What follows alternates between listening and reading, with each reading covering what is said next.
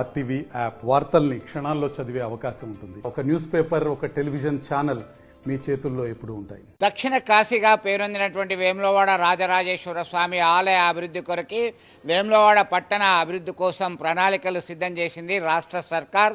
ఈ దిశగా 127 కోట్ల రూపాయల నిధులను మంజూరు చేస్తూ ఉత్తర్వులు జారీ చేసింది. ఈ నెల 20వ తేదీన రాష్ట్ర ముఖ్యమంత్రి రేవంత్ రెడ్డి వేములవాడలో బహిరంగ సభలో పాల్గొంటారు. ముందుగా ఆయన దక్షిణ కాశీగా పేరొందినటువంటి వేములవాడ రాజన్న ఆలయంలో శివునికి ప్రత్యేక పూజలు చేసిన తర్వాత ఆయన ముందుకెళ్తారు. ఈ క్రమంలో గత కొంతకాలం నుంచి వేములవాడ రాజన్న ఆలయ అభివృద్ధికి నోచుకోవడం లేదు. ఎప్పుడెప్పుడు అని భక్తులు స్థానికులందరూ కూడా పెద్ద ఎత్తున ఆందోళనకు దిగారు. గత ప్రభుత్వ హయాంలో ఏటా 100 కోట్ల రూపాయలు ఇస్తామని చెప్పినటువంటి హామీని మర్చిపోయారు.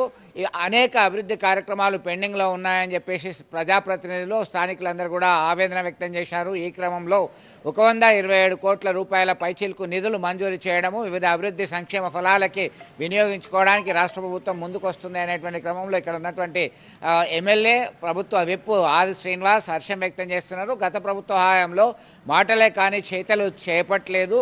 రాష్ట్ర ముఖ్యమంత్రి ఇతర మంత్రుల యొక్క అండదండలతో వేములవాడ సమగ్ర అభివృద్ధి కొరకు తమ ప్రభుత్వం కట్టుబడి ఉందని చెప్పి ఆది శ్రీనివాస్ స్పష్టం చేస్తున్నారు. మొత్తం మీద ఇప్పటికైనా చిత్తశుద్ధితో ఇవన్నీ అమలు చేస్తే భక్తులకి కనీస సౌకర్యాలు వస్తాయి, మెరుగైనటువంటి వసతులు ఉంటాయి, తక్షణమే దర్శన భాగ్యం ఉంటుందని చెప్పి స్థానికులు కోరుకుంటున్నటువంటి పరిస్థితి. దక్షిణ కాశీగా పేరుగాంచిన రాజన్న ఆలయ అభివృద్ధికి తెలంగాణ రాష్ట్ర ప్రభుత్వ గౌరవ ముఖ్యమంత్రి శ్రీ రేవంత్ రెడ్డి గారు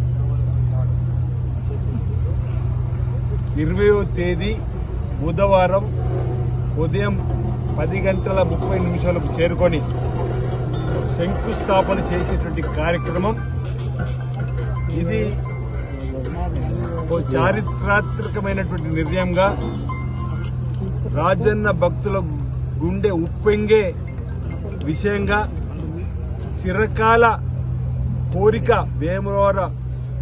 వేములవాడ పట్టణ నియోజకవర్గ రాజన్న సిరిసిల్ల జిల్లా రాజన్న భక్తులది. గత ప్రభుత్వం బాగా గుర్తు జూన్ 18, 2015 ఆనాటి ముఖ్యమంత్రి కేసీఆర్ గారు ఏటా 100 కోట్లు వెచ్చించి 500 కోట్లైన ఆలయాన్ని అభివృద్ధి చేస్తాను. కానీ ఒక కొత్త ఇటుకను పెట్టలే, ఒక పాత ఇటుకను తీసివేయలేదు. ఎలా ఉందో దేవాలయం అప్పుడు ఇప్పుడు కూడా అలానే ఉన్న సందర్భంలో మేము అనేక ఉద్యమాలు చేసినాం. అదే సందర్భంలో ముంపు గ్రామాలకు డబుల్ బెడ్రూమ్ అని ఈ ఒక్కరికి కూడా ఆనాడు డబుల్ బెడ్రూమ్ నిధులు ఇవ్వని పరిస్థితి ఆనాడు. అది కూడా అదే రోజు జూన్ 18, 2015 గౌరవ ముఖ్యమంత్రి పిసిసి అధ్యక్షులుగా ఉన్న సమయంలో ఈ ప్రాంతానికి వచ్చినప్పుడు ఈ ప్రాంత సమస్యలు చెప్పినప్పుడు మనం అధికారంలోకి వచ్చిన తర్వాత వీటన్నింటినీ పరిష్కారం చేసుకుందామని చెప్పిన సందర్భం నేతా కార్మికులకు అండగా నిలబడడానికి నేతన్నల చిరకాల కోరిక 30 సంవత్సరాల చిరకాల కోరిక కేసీఆర్ కేటీఆర్ సిరిసిల్లకు కేటీఆర్ ఎమ్మెల్యేగా యువరాజుగా ఉన్నప్పటికీ వారికి యాను డిపో తీసుకురావాలన్న ఆలోచన రాని సందర్భం నూలు డిపో గౌరవ ముఖ్యమంత్రి రేవంత్ రెడ్డి గారు ప్రత్యేక చొరవతో 50 కోట్లతో నూలు డిపోని వేములలో మంజూరు చేసినటువంటి సందర్భంలో ఈరోజు 50 కోట్లు దేవాలయానికి మంజూరు చేసుకున్నటువంటి బడ్జెట్ లో అదనంగా 26 కోట్లు అవుతుంది. ఈ ఆలయ విస్తరణ కంటే 76 కోట్లకు పరిపాలన అనుమతులు ఇచ్చిన సందర్భం. మేము టెంపుల్ సిటీగా మారుస్తామన్నాం.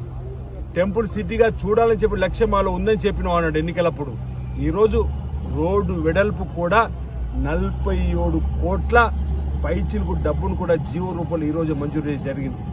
3వ బ్రిడ్జి 8 సంవత్సరాలుగా కాలాతీతం చేస్తే మీ అధికారులకు వచ్చిన సమావేశం పెడితే ఆ తిప్పాపూర్ 3వ బ్రిడ్జికి భూ సేకరణ కూడా జరగలేదు.